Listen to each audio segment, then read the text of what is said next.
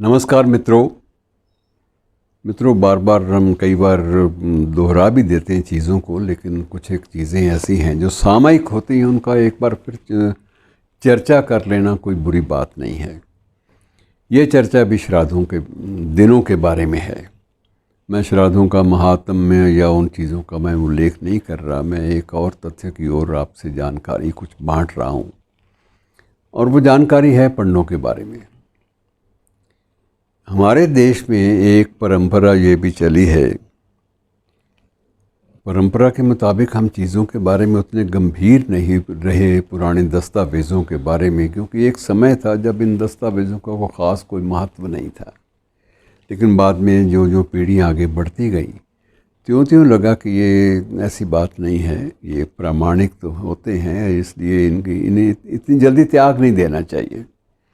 तो 1194 से ये परंपरा शुरू हुई कि जो भी यात्री तीर्थ यात्री या अपना कोई भी अपने पितरों का अनुष्ठान करने वाला व्यक्ति, श्रद्धालु अगर हरिद्वार आता है और पिहोवा गति कराने के लिए जाता है या गया जी में जाता है, लेकिन मुख्य रूप से हरिद्वार को ही आप ज़्यादा प्रामाणिक मानिए कि वहाँ पर उस व्यक्ति से उसका जो तीर्थ का पुरोहित है वो उसे यजमान स्वीकार करता है, और उससे उसका बाकी वो पितरों के नाम तर्पण वगैरह वो तो कराता ही है। जो भी उपाय होते हैं, विधि विधान जो सद्गति के लिए किए जाते हैं वो तो कराता ही है।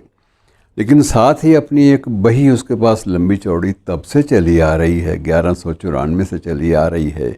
उसमें वो उसके हस्ताक्षर भी कराता है, और हस्ताक्षर के साथ साथ वो ये भी दिखाता है कि इसमें आज से 200 वर्ष पूर्व तुम्हारे पूर्वज, तुम्हारे परदादा भी यहाँ आए थे, उनका नाम ये था, ये उनके हस्ताक्षर भी हैं और ये तारीख भी है।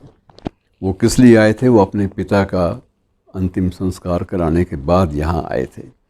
तो ये इतने प्रमाण जो हैं वो सामान्य रूप से दर्ज हैं 1194 से लेकर अब तक 2015 तक। तो मुझे याद है कि ये बाकायदा रहे, क्योंकि तब तक कंप्यूटर भी आ गए थे। अब उसके बाद वहाँ के जो पुजारी हैं तीर्थ के, तो उन्होंने वो बाकायदा उसकी स्कैनिंग करके उनको कंप्यूटरों में दर्ज कर लिया। और अब तो ये है कि एक क्लिक से आप अपने पूर्वजों का काफ़ी हद तक जो विवरण है अपनी 7, 8, 10 पीढ़ियों का वो आप प्राप्त कर सकते हैं। अब ये बात अलग है कि अब सारी चीज़ दृष्टिकोण सारा का सारा व्यावसायिक हो गया, तो अगर आपको वैसा अपनी अपना वंश वृक्ष, अपना जो फैमिली ट्री है उसका कोई प्रमाण चाहिए, प्रिंट आउट चाहिए, तो आपको उपयुक्त तो जो शुल्क जो बाज़ार में भी आप देते हैं किसी भी दस्तावेज़ की प्रति के लिए, वहाँ भी देना पड़ता है। बाकी दक्षिणा तो आपसे श्रद्धा के अनुसार वो बात अलग होती है। इसका एक लाभ ये भी होता है कि इसे कई बार इतिहास से भी ज़्यादा प्रामाणिक माना जाता है, क्योंकि ये जानकारियाँ सिर्फ आम लोगों तक सीमित नहीं हैं। कई बड़े बड़े परिवार, शाही परिवार और कई प्रतिष्ठित शख्सियतें, व्यक्तित्व, उनके भी अंतिम क्रियाएं तो सबकी होती हैं। जो हिंदू रीति रिवाजों में या प्रथाओं में विश्वास रखता है तो वो सभी लोग संपन्न कराते हैं, और जो उन परिवारों के लोग जो संपन्न कराते हैं, चाहे परिवार बहुत बड़ा है चाहे परिवार सामान्य व्यक्ति का है, उनके विवरण तो दर्ज होते हैं।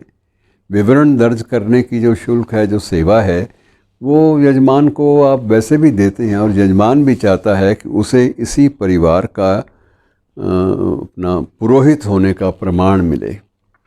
और वो प्रमाणों का अगर उसके पास रिकॉर्ड नहीं है प्रामाणिक, तो कई बार स्वयं को वो पुरोहित के रूप में प्रमाणित नहीं कर सकता। इसलिए सब ने विधि पूर्वक ये 1194 जो मैंने आपको सन बताया है, तब से लेकर निरंतर अब तक ये परंपरा चली आ रही है। 2015 के बाद ये परंपरा थोड़ी सी बदल दी गई।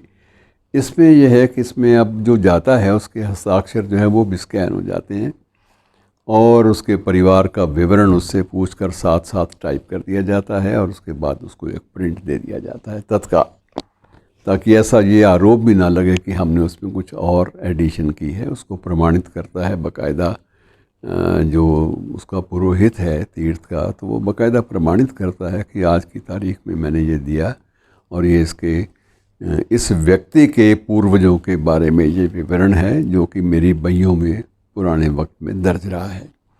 इसमें बहुत सारे धर्म गुरुओं के भी पूरे विवरण मिल जाते हैं, बहुत सारे जो प्रतिष्ठित व्यापारी हैं उनके भी, प्रतिष्ठित राजनीतिज्ञों के भी, जिनके बारे में प्रामाणिक जानकारी कई बार सही ढंग से नहीं मिल पाती।